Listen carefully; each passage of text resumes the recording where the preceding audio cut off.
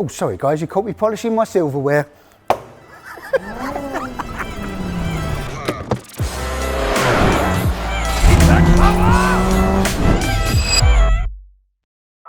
Hi guys, welcome back to Kit Car Direct and MK Sportscars. Well, we're going to dive straight into the workshop this week, and what we're going to start with this. This is the next demo car we've started on. It's the Rx-5, and it's going to be the turbocharged version. Now, if you subscribed, been following us each week, you would have seen some of the updates. First of all, the power plant. So it's the MX-5 1.8 NB Mark II out of the sort of 2000 era MX-5 engine. It's mated to a 6-speed gearbox on this particular one because we're going with a bit more horsepower. We have done the internals on this, so it's got the forged bottom end on here as well. We've done the sump chop, so down here we've shortened the sump by just over an inch, and in there also on the other side, which will be a bit difficult to point out, but I will anyway, it's also got the turbo drain welded in. This is this pipe just here. So to give it the horsepower that it needs, the forged bottom end, we've stuck the turbo on it. So it's got the top mount manifold and it's got a TD04, but that's a 19T hybrid turbo. Should be good. We're probably 300, but be honest with you, we don't need to be there. Anywhere around 250 to 280 is ample in one of these. So that's all we fitted in. We've done some other little jobs like the little breather mods. This is going back to the catch tank. We've welded in some fittings. We've got the turbo, the feed here. We take it from the back. Some will take it from the other positions, but we do a little pipework fitting kit now that comes from the back of the rocker cover cam here and feeds it straight into the turbo, and obviously then drains down. We're also going to be doing the delete kit at the back here. So we'll get rid of at the front where the thermostat housing normally is. We'll do the kit at the back here. The pipe will come out and run out to the radiator at the front there. That cools down. New leads, lots of detail on the engine, nice clean, new upgraded alternators in here actually, but we've done the oil pump modification. We've shimmed that out to give it more oil pressure. So that's kind of the dray train engine, gearbox, obviously clutch to take the power, a bit of clutch in there, you're taking more horsepower. Stock ones will take a couple of hundred, but generally if you're going to go big power, do it now because you don't want to be taking it out again. So next up is the front end. The front end's gone on. This is our double A-arm push rod rocker inboard suspension. It's got 2.2 rack on this we've put on it, actually the heavy duty 2.2 rack, so a little bit sharper in terms of response. We do a 2.4 standard. We're just trying something different. All the Mazda front uprights, these are on. So we've done those, shot blast, powder coated, already done, nicely detailed, and also cross drilled and grooved and vented Mazda disc. Now that's a stock disc size, but we have gone into the Willwood brake upgrade kit. So we make the bracketry for this, and we put on the Willwood 4-pots. Now why would you want to put them on? You're thinking, why not just run the standard brakes of one of the Mazda? Well, when you run a little bit more ponies, kind of want a little bit more stopping power. The standard brakes will probably be up to the job, but you just want that bit more confidence in that it's going to do what it's going to do. And changing the pads is so much simpler on these Willwoods. You pop the pin out, that's it. Yeah, and you can literally slide your pad out and change them. That's how quick it is to change the brake pads on a Willwood caliper. They are awesome for that. Whereas a Mazda, you've got to take off clips and do everything else. Whereas this, put it back in, little clip back in here. Oh, put the spring back in there, clip it over, that's it, your pads are changed. It's that quick. So better stopping power, better brake compound. So we put in Mintex 1144s in there as well. So into there, top A-arms that we do, we've got our Mazda bottom ball joint in here and our custom ball joint for the top. Moving along, further into the cockpit area, got the MK branded billet pedal box, nicely detailed, all the brake lines have been put in. Into the Mazda steering column, so we take the Mazda donor one. If you don't know and you haven't seen it before, we take the Mazda steering column, that's chopped off, modified here, and we use our 2 mounting brackets. Moving along, this is the donor prop shaft, it comes off the Mazda, but it's not the same one, it's modified. It's shortened and basically trued up to make sure it fits into there for the Mazda diff to the gearbox. Wiring loom is sitting here ready to go in next. It's one of the next jobs to do in because you've got the ECU panel there, but going around to the rear end, again, rear end is on. So again, double A-arm on the rear here, Mazda rear upright, drive shafts all new CV boots and everything else, everything's brand new in that, and even longer wheel studs because we're going for a different tyre combination on this, a slightly bigger tyre and wheel combination to give it a bit more oomph with that horsepower, give it a bit more grip. So double AMs have gone on, then into the diff. This is in here, it's a Mazda diff, and we do the bracing. Now you've probably seen this, guys, a few subscribed, oh yeah, I've seen it all before, but we brace these up for obvious reasons. They are known to crack and fracture on this side here. Once you do this job, pretty much bulletproof in that sense. Fuel tanks in, and these are very, very good fuel tanks, very good for baffling, very good on track. We use them on a cup car. It's exactly the same cup tank we use on a cup car actually. So baffling wise, you know, we can run these pretty much down to the bare bones of fuel, and they will work.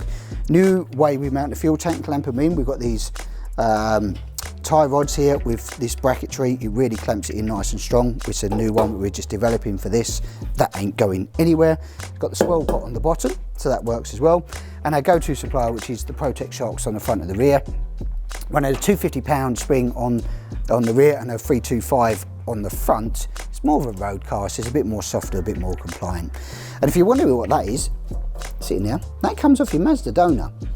That is your fuel filter bracket. That comes off the Mazda donor, and we'll run the fuel line up into the top of the fuel tank here as well. So that's where we're at the moment with this, apart from silly little things like the Mazda handbrake that's in and all of that, etc. Next job's going to be pulling the wiring in, start looking at the plumbing and all the other bits, interior panels as well. So one little other tune, missed that down. We do this other little support bracket here for the Mazda diff as well. It was an additional thing we put in. It doesn't really need it once you've done the strengthening here, but this additional bracket here to take some of the load, it's a little laser cut part that we put in as well. Just helps the things out there as well on the rear end. So yeah, that's where the chassis is sort of taking place. This is where the progress of the build. Now you can build this car into a full roller and then go into the bodywork. Still haven't decided on bodywork colours, so comments below, shove it in, tell us what direction we might be worth going into. We've done a lot of the colours, but yeah, if you've got a favourite colour, throw it down in the comments there. I'd love to hear your thoughts. Right, moving on from the MK into a Striker here. A little build that's been going on, as you know. So done a few bits on this. You would have seen the DD2's gone in, the nice black switches have gone in, gearbox, engine, drivetrain, all the way through diff, fuel tank. Then we're on with final fitment really of the rear tub and the rear arches, which have all been done their final fit and position, etc. as well. There is a little bit of fettling involved because it doesn't have quite the same fitment and refinement that the MK has had over the years. So to fit these in, there was a little bit of jiggery pokery to get these in position. The rear tub sort of lays somewhere in the area, and then you have to make all the bracketry to fit it all, and etc. And that's kind of in position now. That's done. And then with the fuel cap went in, that's gone in. That's an IVA compliant one into the top of the tank. And now we're in with a mock-up because the customer supplied these light bezels, which this is not the final position because it won't be there because the customer's going to come in and give us the final position where he wants those, but this is the number plate which you have to have for IVA, so we've given that in so we see what space we work with. This black line here is the 400mm that's required for IVA. It can't be past this in terms of distance for the rear light reflector indicators. That's the dimensions we have to work within those boundaries to meet the IVA standards, etc. So yeah, they've been done. Wings, so fuel tank, fuel filler cap, rear lights being done.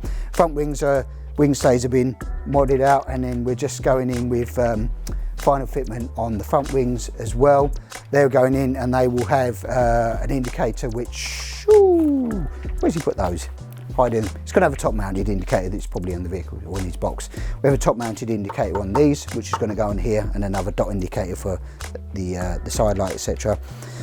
All of that's been done. All the front end's pretty much together now. It's on the ground on its wheels and etc. So it starts doing running some aisle lines and things like that as well. That'll be the next sort of jobs I'm throwing around to do because steering columns in. And the next job is seats. I'm waiting for those. Customers supplying those. Once they go in, we had to change because it had some, if you'd seen this before, it had some little flat bits of plate here for the seatbelt mounts, which was basically designed for a 3-point harness, not a 4. So we're going to have to weld in some new ones, which we have here. I do believe on the side. Right, so I found them. The little humpback bridges and bosses, and what we have here is a boss that gets welded on. 7/16 UNF boss, and we have a little humpback bridge that also helps strengthen and structure that, because just welding the boss on is not really enough to take the force of that. Could be tear off quite easily in a serious accident because unbelievable forces involved sometimes. So the humpback bridge also helps then weld along in that. It's what we do on all of our chassis, whether it's down in the footwell there or passenger where you seat bases, etc. Then this is the same. We'll have them welded up the top there like that. So we'll have 2 of them on both sides. So they'll be nice and strong compared to what it was, which was just a piece of flat plate, which I'm not going to be honest, it's not really going to cut it. So yeah, it's moving along slowly, but we're getting there with some of the decision from the customer this Thursday, and we'll roll on getting the lights fitted. Right, another little job, we're getting kits together and assembled for customers, and one of the little jobs for this particular customer was #Port is brake lines, fuel lines, pedal box, floor pan being fitted. So Adrian and the team, they've been on with this, fitting them to IVA spec, all the copper brake lines, front to rear, the pedal box is in, which is rather nice, and the front one's going into a T-piece here, and paying attention to detail that these fixing P-clip points are no longer than 300mm gaps. We go way less than that. We're anywhere between 150, 200mm. It's worth putting the extra ones in. It's a safety thing. So brake lines, fuel lines must go in appropriately. They've been done, all fitted in for the customer.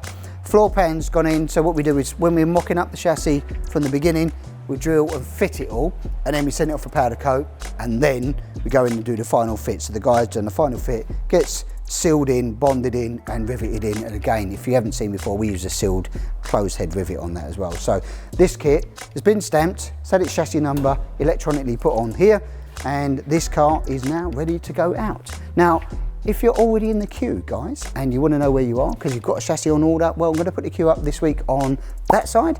If you want to know for more information about the Rx-5, the Cup car, the sport cars, everything else, obviously give us a phone call, email, speak to Neil or Andy, happy to help you, or come and see us at the factory.